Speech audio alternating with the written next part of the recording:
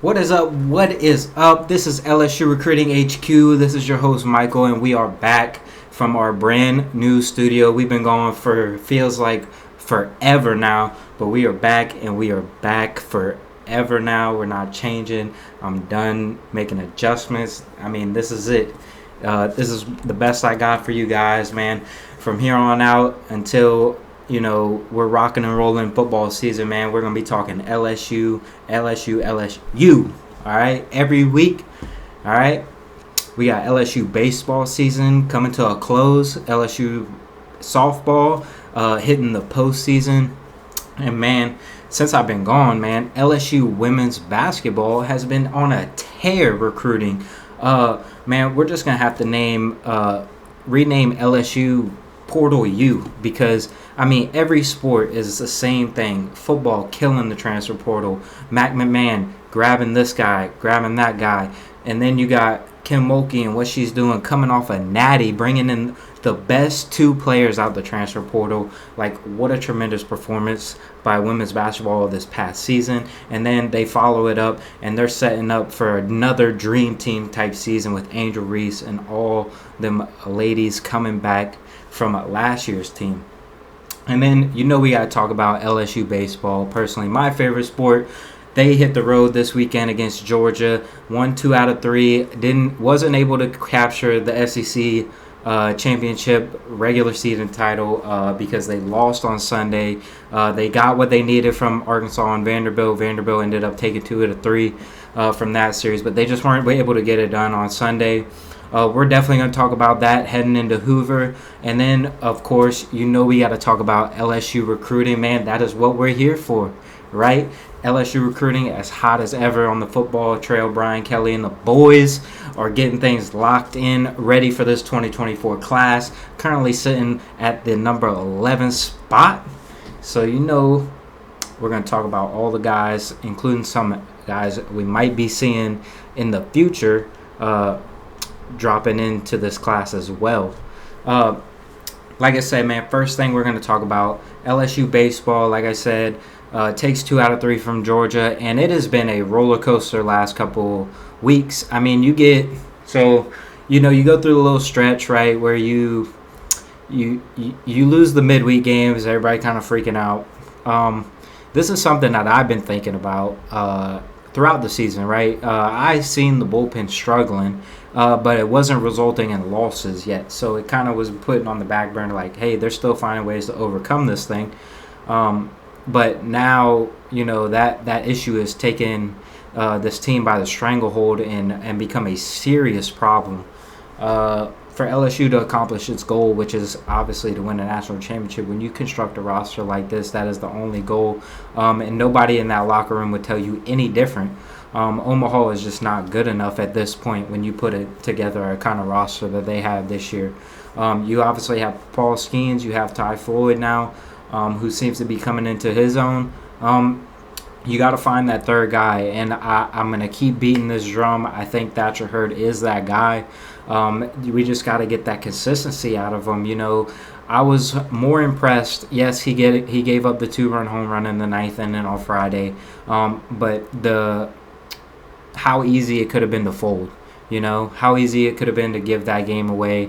And then you have the drop pop fly, and he battles through that adversity, and he comes through and gets you 3 outs. And continues the game and figures out a way to manage that game until the offense eventually exploded there in the 12th, and then the game was over, and you get a quality win, and then you get a series win on Saturday, and that's what it's going to take. It's going to take these guys that haven't been performing. It's going to take them, they got to step up, and they know that. It is not a secret what is going to hold this team back. And if you don't think the guys in that locker room know that and know that they need to step up, nobody wants to be the reason that this season is considered a failure. I hate to use that word failure when you have such a tremendous season. You've won 40 games back-to-back years now under Jay Johnson. And, the people that are calling for Jay Johnson, whatever crawls up their butt on a certain day when they lose, I hear it all, guys. that just put that on the back burner. This guy has brought LSU back to national relevance where it hasn't been in a while. And that is what I'm most proud of this program for getting back to that point and being able to talk about LSU as a national title contender again is something that is even more impressive already in year 2. Same thing with Kim Mulkey. Jay Johnson is right behind him in that category as well. Putting together a roster this talented with the guys you have on this team. But this season is ultimately going to be judged off whether they can win a championship or not. And that's a tough thing, to have expectations like. But they're going to be able to. I think they're going to be able to do some things in the postseason. I don't think they'll struggle much in the regional, just because they can slug it with anybody. It's going to be interesting to see how the super regional goes with whoever they get matched up with. If you match up with a team that has 3 solid pitchers, you could run into some problems, man. You have one bad offensive day, or you possibly lose a Paul Skeens start. You're going to be behind the 8 ball, man, because you're just not there at this point. I'm looking forward to Hoover. That tournament environment is always crazy. LSU fans go nuts when we go to Hoover. That's always the most exciting time of the year. But it's also a time to find out who can step up in these roles. Can Thatcher Hurd come in and give you a spot start, give you 5 innings of 2-run, 3-run baseball to keep you guys engaged and in the game? Can Javen Coleman come in and do the same thing? He's been looking rocky. You just got to find guys, man. You got to find guys you can trust. Jay Johnson has already shown you who he's going to come to out the bullpen, and it's Riley Cooper, it's Thatcher Hurd. It's guys like that he's going to call upon, and they're going to have to become the guys to get these outs late in ball games. All right, so now that we're done talking about LSU baseball, let's go ahead and move on to LSU football. Probably the biggest news, of the most recent big news, right, is Mason Smith, defensive tackle, going into his junior year. Obviously got tore his ACL in the very first series of last year's first game against Florida State. Tears his ACL, out for the year. He is a full go now. He announced on his Instagram today that he is fully cleared and he is ready to rock and roll. And LSU fans all around are smiling ear to ear because it has been a long time coming. We've been waiting for this guy to dominate the SEC, and that's exactly what he's going to do. A man-child like that, that's a tough one to get your hands on. Offensive linemen are going to have to game plan, and now you're looking at depth on that defensive line, which is what you need. You have Big Tank in there. You got Mekhi Wingo in there. You got Mason Smith down there now. And a whole bunch of other guys. The defensive line is looking ferocious as always. All right, so now we're going to talk about some commits. All right, our most recent commit, we had Jawan Johnson. This guy committed to Colorado very early, right? Everybody pressing the panic. Oh, my God, Deion Sanders coming in Louisiana stealing all our guys. Well, here you go. I don't even know when he committed to. I'm trying to look it up now. When he actually committed to Colorado, but he committed to Colorado and he is already back in the LSU's class. He is a top 150 prospect, a huge get, 5'11", plays quarterback, plays corner. He's going to play DB at the next level. He plays for LCA Lafayette Christian Academy. Over there in Lafayette, and like I said, he was committed to Colorado, and then he initially comes back and on the Colada show commits to LSU just this past week. And as I said earlier in the show, LSU currently sits 11th, and you guys might say sitting 11th isn't good enough. Just give us some time, guys, because this class is going to be just as good as last year's class. You signed Trey'Dez Green from Jackson, Louisiana. He is a superstar tight end. And in this offense, it's going to be even better because guys like that don't come around, freak of athletes. And then, the big domino you're looking at right now, and Dominic McKinley out of there in Acadiana. He's sitting at a LSU lean right now, top 20 player in the nation. Defensive lineman, 6'5", 280, a Mason Smith lookalike down there in Acadiana and Lafayette. Number one player in the state, and that has been a big emphasis for Brian Kelly, locking in the state, getting these guys to commit to LSU, not letting these guys go to Alabama, Texas A&M, Florida.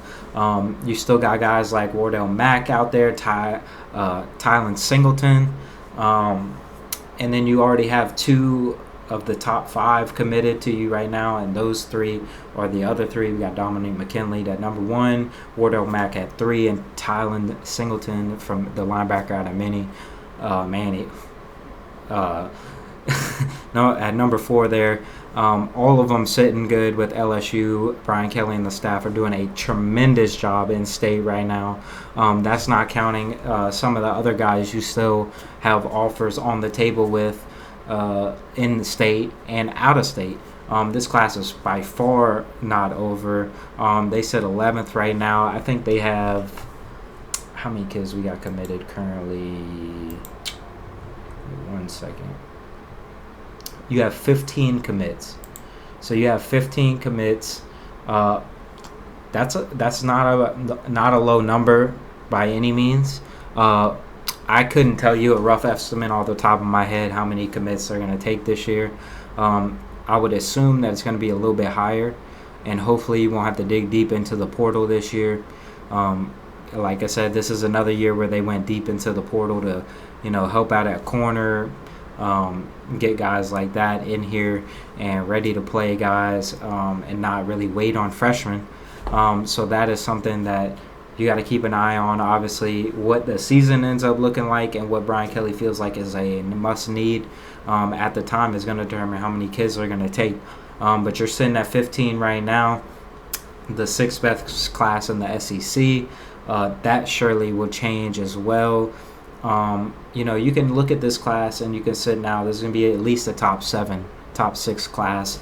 You get a guy like Jackson, 5-star top 20 player.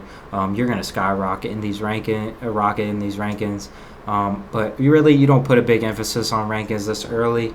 Those final rankings after they go into camp. I like to put a lot more emphasis after they go to the All-Star games and compete against other guys of their skill level, and then you can really see who stands out then and who they're right about, who they're wrong about, and kind of build off of that thing.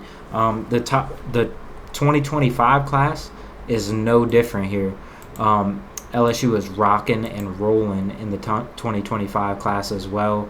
Already sitting with the 3rd ranked class in the nation, with only 2 commits currently. But I mean, once again, it's another year. Louisiana is absolutely loaded, and it's going to be another star-studded class in 2025. This upcoming season, LSU builds off the momentum of last year into this year. The recruits are going to start seeing that, and Brian Kelly has a process, and you just have to trust that he is going to make the best decisions for this football program. He has not led us astray yet. That being said, everybody's market for criticism is that Brian Kelly can't recruit, and I'm here to tell you that ain't true. If he can't recruit, I hate to see what happens when he actually can start recruiting, because what he's doing now is absolutely amazing. Other schools will kill for classes like this, and yet people are still on Brian Kelly about recruiting and all this other stuff, and it's just such a joke. I hear it all the time, and it just gets funnier and funnier every time I hear it. Man, that's all I got for you guys today. I want to give a big shout out to LSU softball. They're currently playing as I'm speaking this video to you guys, and if you're still watching, they are currently winning 7-6. But hopefully they can advance to the Super Regional. And like I said, you got baseball starting with Hoover next week. We're going to be covering that like crazy. We're always going to be talking about baseball on the pod. And I can't wait to see you guys. I appreciate you guys for watching, man. Y'all have a blessed rest of your weekend, and I will see you guys soon.